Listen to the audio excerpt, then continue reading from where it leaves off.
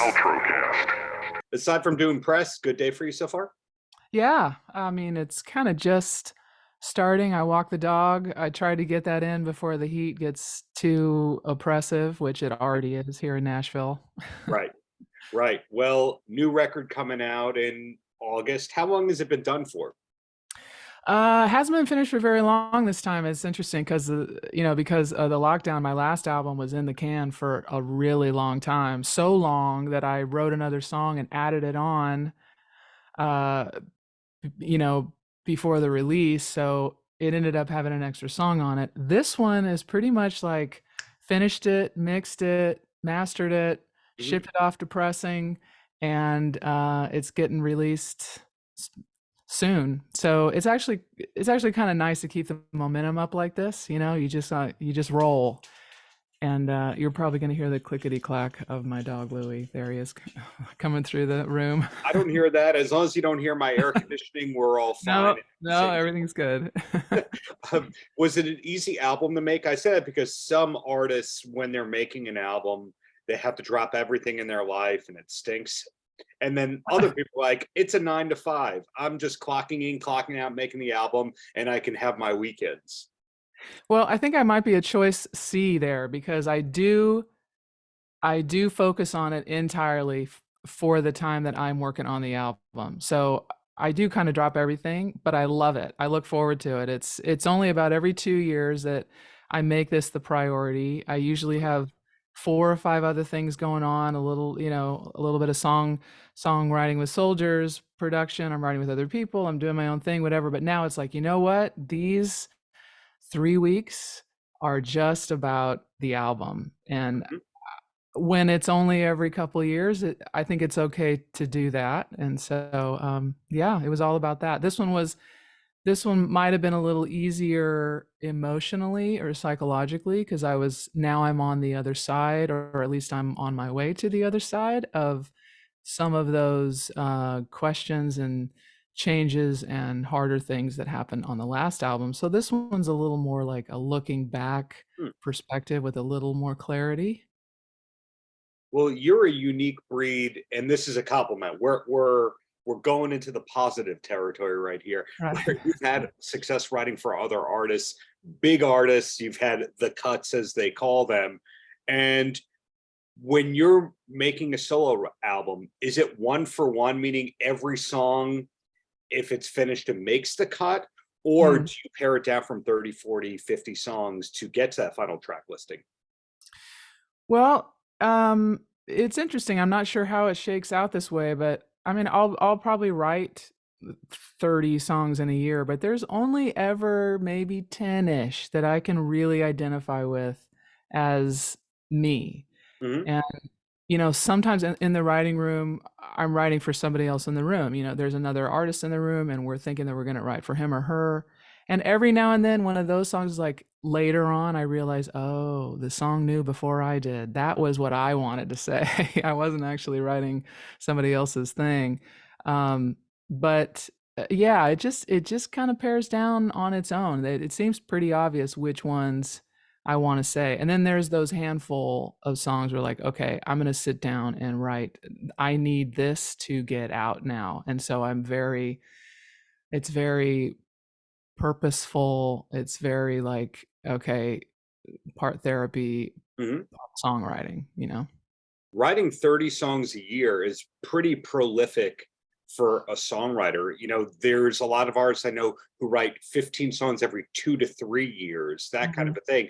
You writing the 30 or so estimated songs per year, does that come out of having a publishing deal and knowing that you have to deliver X number of songs? Well, I actually don't have one now. I have had a few, or I've had three over the years. I think it just comes out of my love of writing with other people. I really like to co-write, and I probably end up, I think from the very beginning, I have co-written more songs than I have written alone. Mhm. And when you're co-writing, it just goes faster. So it's just about that. If I had a rule to myself that I could only write alone, I would absolutely not write 30 songs a year. I would be more like a 10 song a year person, if that.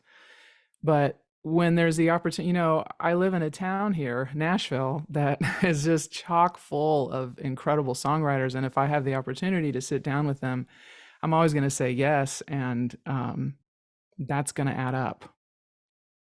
It's that funny little town of Nashville. Yeah. What it looks like now is nothing like what it was 20 years ago. 20 years ago, it was still a country town.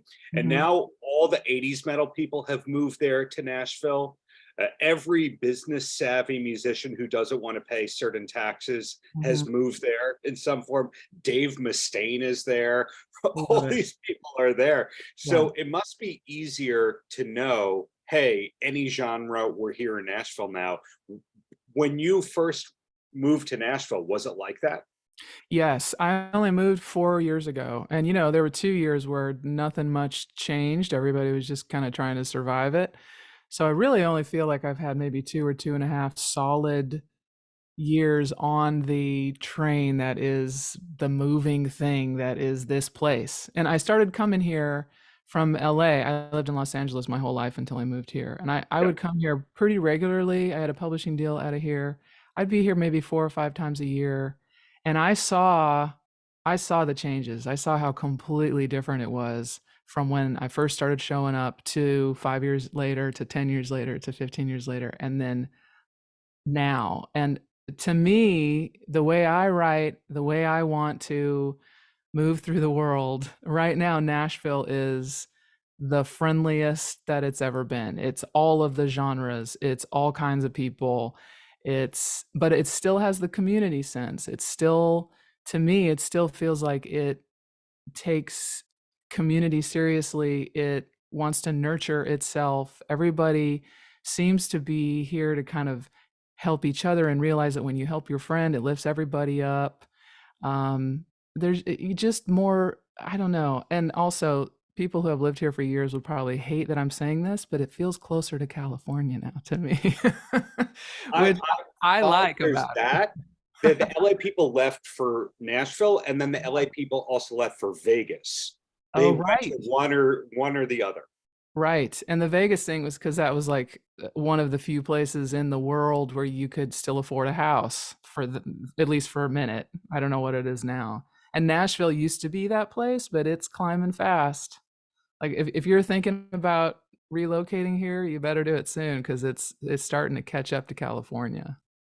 Yeah, I've heard that Nashville is no longer super affordable, so the people moved to East Nashville. Then that Right. became unaffordable. So is it that they then moved to Murfreesboro? What is this about most cities where the move is eastward? I'm not sure what that is, but no, it's people are moving the next town east, right? Donaldson was next, and then it's probably Mount Juliet, and then maybe a little bit north up to Madison.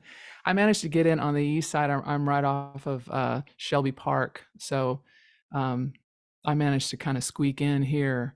But yeah, it's just like it's just such a bohemian vibe around here. Everybody's an artist or working from home or doing some kind of a creative thing. And Mhm. about over half of the people that I meet aren't from here, which I'm used to because LA was kind of the same way. But yeah, it's just a better fit for how I write, and um, not necessarily needing to pigeonhole the genre here, and also just kind of what I want to happen to the songs afterwards. It feels like there's more opportunity here with other Mhm. artists. I lived in LA forever and had so many almost syncs there and knew a bunch of music supervisors, and it just somehow it just never really clicked. I move here and get a film and TV licensing company here, Gold Sounds, and within a year we have a placement. It's like, how many signs do I need that I'm supposed to be here? Right. And the financial implications as well. Kudos to this great state of Tennessee for the no state income tax. But Right. uh, back to you here. In support of this record that is coming out in August, do you have a lot of touring plans, or is it one tour at a time for you? I play it pretty lean and mean these days. There's no more like 10 weeks in a van like I used to do, I paid all of those dues, man. Yeah. Now it's like a week out, a couple days home, 4 days out.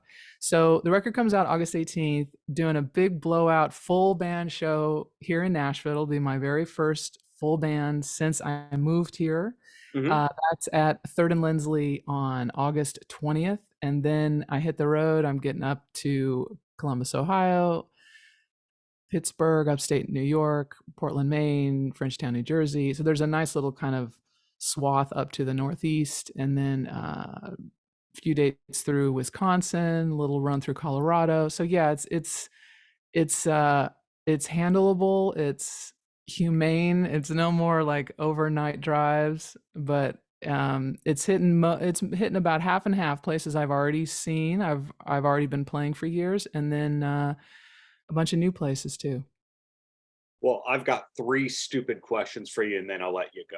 Are you Okay, ready hit for it. the questions? I Okay. can't wait. First one.